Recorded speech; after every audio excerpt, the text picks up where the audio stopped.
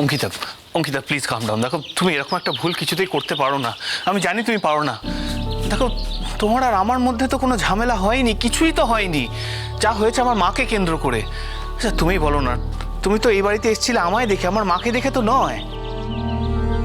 ভুল করেছিলাম, সেই ভুলটা এখন সংশোধন করছি। এটা ঠিকই যে আমি এই বাড়িতে এসেছিলাম তোমাকে দেখে, কিন্তু আসার পর থেকে শুধু তোমার মাকেই দেখছি। আমি দেখছি প্রত্যেক দিন তোমরা বাড়ির প্রত্যেকটা লোক তোমার মাকে কিভাবে ট্রিট করো, কিভাবে অপমান করো, কিভাবে বঞ্চনা করো। দিনের পর দিন তুমি তোমার মাকে কিভাবে অপমান করেছো, কিভাবে ইল ট্রিট করেছো, সবই তো আমি দেখেছি। আর দেখতে দেখতে আমি অ্যাকচুয়ালি তোমাকে ভালো করে চিনতে পেরেছি। কি বলতো, তুমি আমার সঙ্গে এই কাজগুলো করতে পারবে না।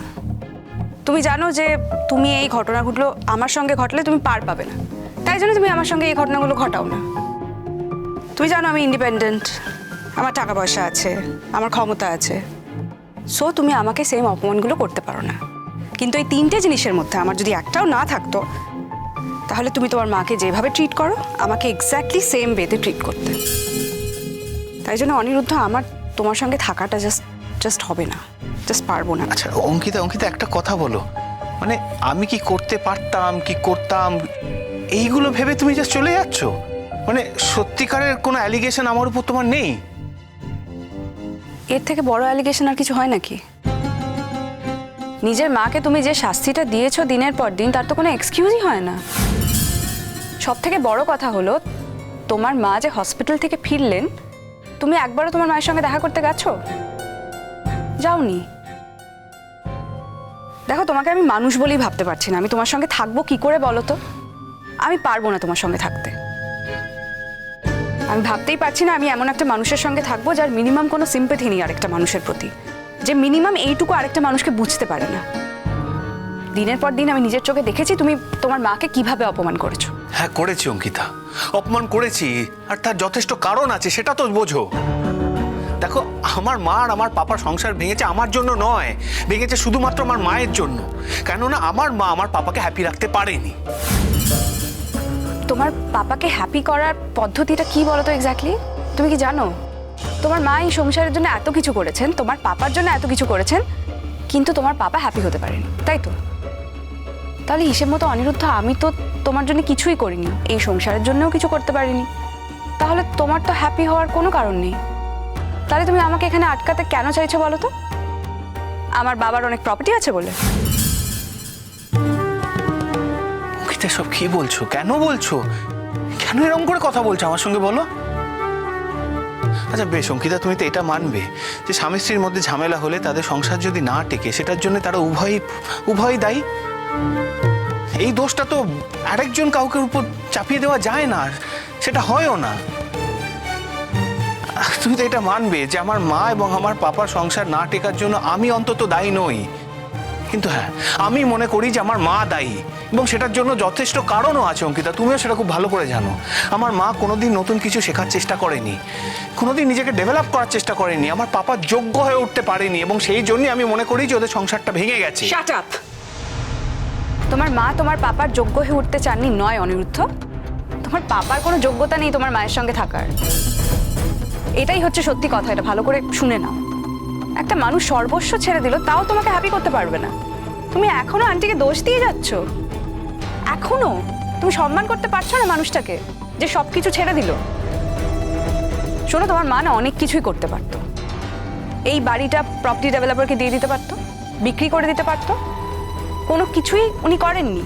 উনি আমাদের এই বাড়ি থেকে বারও করে দিতে পারতেন, সেটা উনি করেননি। কিন্তু তাও তুমি তোমার মাকে সম্মান করতে পারবে না, জাস্ট পারবে না। তুমি কখনো ভেবে দেখেছো আন্টি কি পেয়েছে এই জীবন থেকে, এই বাড়ি থেকে? আমি একটা কথা বুঝতে পারছি না অঙ্কিতা, তুমি মায়ের হয়ে এত কথা কেন বলছো? আচ্ছা বাদ দাও, বাদ দাও, বলবে বলো, ঠিক আছে।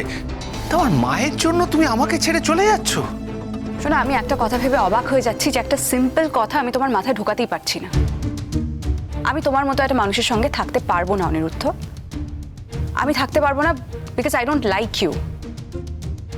আমি যাকে পছন্দ করি না আমি তার সঙ্গে থাকতে পারবো না। আমি তোমাকে মানুষ বলেই গণ্য করতে পারছি না। আমি তোমার সঙ্গে থাকবো কেন বলো তো? আমি পারছি না ভাবতে।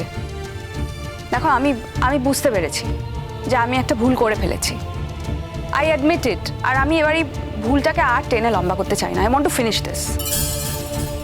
দেখো আমি তোমার সঙ্গে সম্পর্ক রাখতে চাই না, তবে হ্যাঁ তোমার মায়ের সঙ্গে আমি সম্পর্ক রাখবো। যতদিন তোমার মা এই বাড়িতে আছেন আমি তোমার মায়ের সঙ্গে দেখা করতে আসবো। এখান থেকে যখন উনি চলে যাবেন উনি যেখানেই থাকুন না কেন আমি দেখা করতে যাব। আমি আন্টির সঙ্গে সারা জীবন যোগাযোগ রাখবো। শোনো অনিরুদ্ধ, আমি ভাবতেও পারি না যে এই বাড়ি থেকে চলে গেলে দ্বিতীয় দিন আর তোমার সঙ্গে আমি একদিনও দেখা করব। মানে বুঝতে পারছো তুমি কোথায় নিজেকে নামিয়েছো? অঙ্কিতা, অঙ্কিতা কথা শেষ হয়নি, এরকম করে কেন চলে যাচ্ছ সামনে থেকে? অন্তত এইটুকু তো বলো যে তুমি মা বাবাকে জানিয়েছো যে তুমি এই বাড়ি থেকে চলে যেতে চাও। কেন বাবা মাকে জানানোর কি আছে, কি প্রয়োজন? আমার তো ক্যাপাসিটি আছে যে তারা যদি আমার ডিসিশনটা সাপোর্ট নাও করে তাহলে আমি নিজের খরচটা চালিয়ে নিতে পারবো। সো বাবা মাকে জানিয়েছি কি জানাইনি সেটা ইররিলেভেন্ট অনিরুদ্ধ।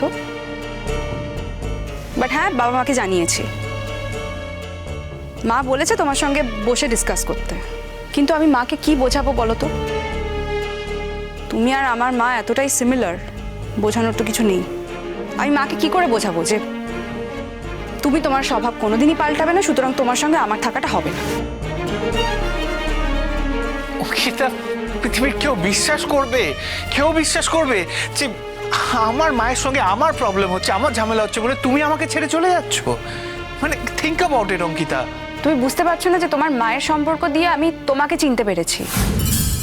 শোনো অনিরুদ্ধ, আমি তোমাকে অনেকবার বারণ করেছিলাম, 1000 বার বারণ করেছিলাম যে তুমি তোমার মায়ের সঙ্গে এই বিহেভিয়ারটা করো না, কিন্তু তুমি আমার কথা শোনোনি। দেখো তোমার মনে হতে পারে যে আমি তোমার সঙ্গে যখন সম্পর্ক রাখছি না তখন তোমার মায়ের সঙ্গে কেন সম্পর্ক রাখবো। তাহলে তোমাকে আজকে আমি বুঝিয়ে বলি, তোমার মায়ের সঙ্গে দেখা হওয়ার পরে আমার মধ্যে যে ডেভেলপমেন্ট হয়েছে আমার নিজের মায়ের সঙ্গে এত বছর কাটিয়েও আমার হয়নি।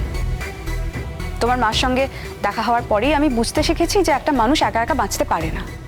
একসঙ্গে বাঁচার মধ্যে একটা আনন্দ আছে, একটা ভরসা আছে।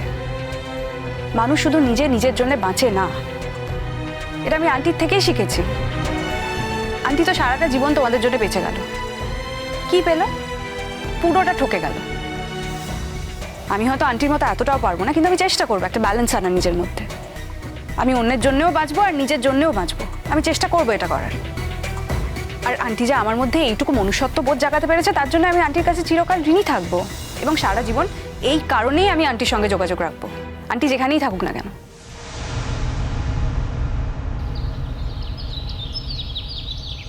আমরা বিয়ে করেছি বলেই সারা জীবন ঘাড় গুঁজে পড়ে থাকবো একসাথে, এটা তো ঠিক নয়, তাই না? আর আমরা যে যুগে বাস করি সেখানে কিন্তু এটা মেনে নেওয়া সম্ভব নয় মা। আরে কি হয়েছে? কি হয়েছে? টিয়াকে প্রথম যেমন দেখা গিয়েছিল এখন সে সেরকম নেই, এই তো। দেখো দেখতে দেখতে সব ঠিক হয়ে যাবে। ও বৌমার সাথে থাকতে থাকতে, তাকে দেখতে দেখতে একদিন ও পাল্টে যাবে, যেমন অঙ্কিতা পাল্টে গেছে। ও ঠিক পাল্টে যাবে। এসব কি হচ্ছে বলুন তো বাবা? অঙ্কিতা এসে বলে গেল যে জাম্বুর সাথে ও সেপারেশনে আছে।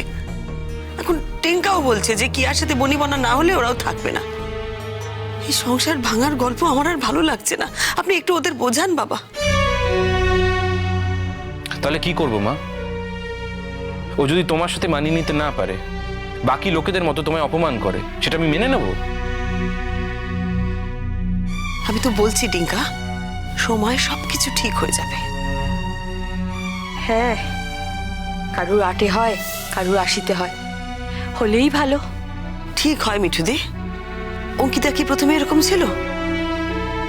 সময়ের সাথে সাথে অঙ্কিতাও এরকম হয়ে গেছে, দেখতে পাচ্ছ না সেটা? হ্যাঁ হ্যাঁ, এখন ওসব কথা বলো না টিঙ্কা, এখন একটু সময় দাও ওকে। হ্যাঁ, আমিও সেই কথাই বলছি, ওকে একটু একটু সময় দাও। ও বৌদি, আলমারি থেকে তো জিনিসগুলো বার করতে হবে। হ্যাঁ, তো তুমি বের করে নাও। আমি আলমারিতে হাত দেবো? কেন না, হাত দেবার কি আছে? কি আর আছে এমন আলমারিতে? কিছু জামা কাপড় আর কিছু জিনিসপত্র। আর তেমন কিছু যদি থাকতো আমি তোমাকেই বলতাম আলমারি খুলতে মিঠুদি। তুমি জানো না আমি তোমাকে নিজের থেকেও বেশি বিশ্বাস করি। জানি, ও মিঠুদি, আমার জামা কাপড়গুলো একটু গুছিয়ে দাও না। আমি না জামা কাপড় একদম গোছাতে পারি না, ছোটখাটো জিনিসগুলো ম্যানেজ করে নেবো। তুমি গুছিয়ে দিলে না পুরোটা একসাথে অ্যারেঞ্জ করতে সুবিধা হবে। আমি গুছিয়ে দেবো। Thank you. সবাই মিলে কাজ করছে আর আমি বসে আছি চুপ করে।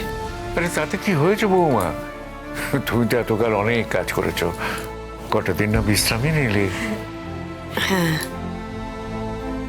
বলছিলাম যে বাবা, আপনি তো আমাদের সঙ্গে যাবেন তাই না?